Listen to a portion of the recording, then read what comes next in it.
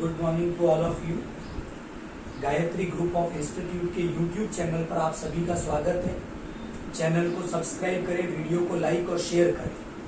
आज हमारा टॉपिक है 12th बायोलॉजी के जेनेटिक्स का पार्ट 7 और टॉपिक जो हम डिस्कस कर रहे हैं वो है इनकम्प्लीट डोमिनेंस, हिंदी में अपूर्ण प्रभाविता के नाम से इसे जाना जाता है। पहली बात, इनकम्प्लीट डोमिनेंस, अपूर्ण प्रभाविता मेंडल की वंशागति के पहले नियम प्रभाविता के नियम का एक अपवाद है। दो उदाहरणों से हम इसको डिस्कस करते हैं। फर्स्ट एग्जांपल है मिराबिलस जालपा का। कॉमनली इस प्लांट को 4 o'clock प्लांट के नाम से जाना जाता है। हिंदी में इसे गुल अब्बास का पादप कहा जाता है। दूसरा है एंटीराहिनियम, जिसे स्नैप ड्रैगन कहा जाता है।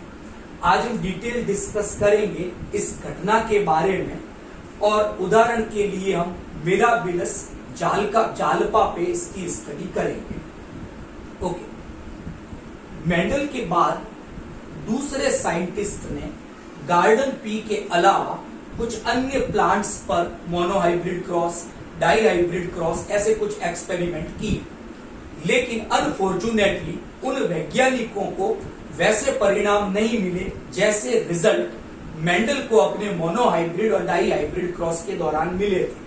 और ऐसा ही एक अपवाद अपूर्ण प्रभाविता, इनकम्प्लीट डोमिनेंस का है। और इस घटना के अंदर हमें वैसे रिजल्ट नहीं मिलते जैसे रिजल्ट मेंडल को अपने मोनोहाइब्रिड क्रॉस के दौरान प्राप्त हुए थे।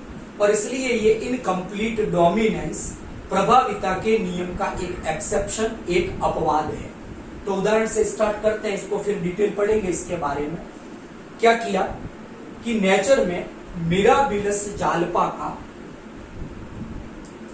जो प्लांट है उसके फ्लावर रेड कलर के होते हैं और व्हाइट कलर के होते हैं। तो एक्सपेरिमेंट के लिए मिराबिलस जालपा का एक ऐसा प्लांट लिया जो रेड कलर के फ्लावर वाला था और ये अपने लक्षणों के लिए होमोजाइगस था। तो ऐसा कहें कि एक शुद्ध लक्षणों वाला लाल रंग के पुष्प वाला मिराबिलस जालपा का पादप लिया। इसके जीनोटाइप को हम कैपिटल आर के द्वारा प्रदर्शित कर सकते हैं। ऐसा ही दूसरा एक समयुग्मजी प्लांट मिराबिलस जालपा का लिया गया जिसके फ्लावर का कलर व्हाइट था। इसे या इसके जीनोटाइप को हमने स्मॉल आर के द्वारा प्रदर्शित किया है। एक्सपेरिमेंट करने का तरीका वैसा ही रहेगा जैसा मेंडल ने बताया था। इन दोनों समयुग्मजी पादपों के मध्य कृत्रिम परागण, क्रॉस पॉलिनेशन करवाया और जो सीड प्राप्त हुए उन्हें उगाकर F1 पीढ़ी प्राप्त की। तो वैज्ञानिकों ने देखा कि F1 पीढ़ी के सभी पादपों के पुष्प गुलाबी रंग के थे, पिंक कलर के थे। जबकि मेंडल ने अपने एक्सपेरिमेंट में ऐसा देखा था कि F1 पीढ़ी में दोनों जनकों में से किसी एक जनक के लक्षण ही प्रकट होते हैं और जो लक्षण प्रकट होता है, जो विकल्प प्रकट होता है, उसे मेंडल ने प्रभावी कहा था। और जो प्रभावी की उपस्थिति में प्रकट नहीं हो पाता, मेंडल ने उसे अप्रभावी कहा था। लेकिन यहां पर इस कारक के जो ये विकल्प हैं या इन लक्षण के जो दो विकल्प हैं उनमें प्रभावी और अप्रभावी का कोई संबंध नहीं है। विषम युग्मजी अवस्था के अंदर capital R small R genotype की स्थिति में एक नया लक्षण प्रारूप उत्पन्न होता है, एक नया फिनोटाइप आता है जो दोनों जनकों का इंटरमीडिएट मध्यवर्ती है। वो ना लाल है ना सफेद है, वो गुलाबी रंग है जो लाल और सफेद का मध्यवर्ती लक्षण है। एक्सपेरिमेंट के अगले भाग में इन F1 पीढ़ी के पादपों का आपस में स्वपरागण करवाया और प्राप्त की F2 पीढ़ी। मेंडल को अपने एक्सपेरिमेंट में F2 पीढ़ी के अंदर जो लक्षण प्रारूप अनुपात मिला था वो 3:1 था।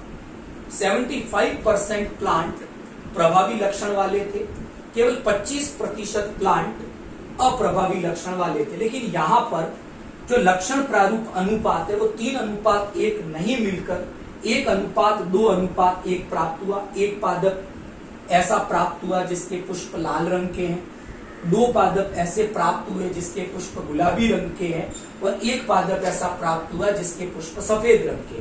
तो यहाँ पर जो मोनोहाइब्रिड फिनोटाइप रेशियो है, जो लक्षण प्रारूप अनुपात था 1 संकर संकरण का 3:1, उससे विचलन आ गया है और यहाँ पर एक नया लक्षण प्रारूप अनुपात मिला 1:2:1। तीसरी इंपॉर्टेंट बात कि यहाँ पर जो जीन प्रारूप अनुपात, जो जीनोटाइप है, वो भी 1:2:1 है। इसका मतलब इनकम्प्लीट डोमिनेंस की घटना में आपको लक्षण प्रारूप अनुपात और जीन प्रारूप अनुपात दोनों ही 1:2:1 प्राप्त होते हैं। और इस प्रकार ये घटना मेंडल की वंशागति के पहले नियम प्रभाविता के नियम का एक अपवाद है। अगर मैं कंक्लूजन के रूप में कहूं, निष्कर्ष निकालूं, तो इनकम्प्लीट डोमिनेंस 2 कारणों से मेंडल की वंशागति के प्रभाविता के नियम का एक अपवाद है। उसमें पहला रीजन तो ये है कि मेंडल ने ऐसा कहा था कि एक लक्षण के जो 2 विकल्प है या एक कारक के जो 2 विकल्प है, उनमें हमेशा प्रभावी और अप्रभावी का संबंध होता है।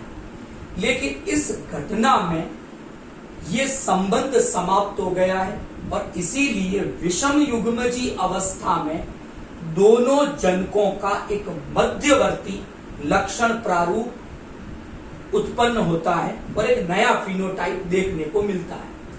दूसरा निष्कर्ष हमें ये दिखता है यहाँ पर कि मोनोहाइब्रिड रेशियो जो लक्षण प्रारूप है वो 3:1 आना चाहिए, जबकि इस घटना में मोनोहाइब्रिड रेशियो जो है लक्षण प्रारूप अनुपात है वो 3:1 नहीं आकर 1:2:1 आता है। तो आज हमने डिस्कस किया वंशागति के पहले नियम प्रभाविता के नियम का एक अपवाद, जिसका नाम है इनकम्प्लीट डोमिनेंस। हिंदी में इसे अपूर्ण प्रभाविता के नाम से जाना जाता है। ये मेंडल के वंशागति के पहले नियम का अपवाद क्यों है? तो निष्कर्ष रूप में 2 बातें ध्यान में रख सकते हैं। पहली बात कि यहाँ पर दोनों कारकों के विकल्पों के बीच में प्रभावी और अप्रभावी का कोई संबंध नहीं है। दूसरी बात कि जो लक्षण प्रारूप अनुपात है, जो मोनोहाइब्रिड क्रॉस में 3:1 आना चाहिए, वो यहाँ पर 1:2:1 प्राप्त होता है। ऐसी ही घटना जंतुओं के अंदर अंडुलेशियन फाउल्स में पाई जाती है।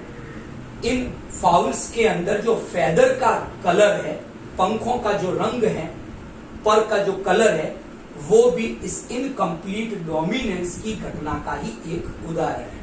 Thank you.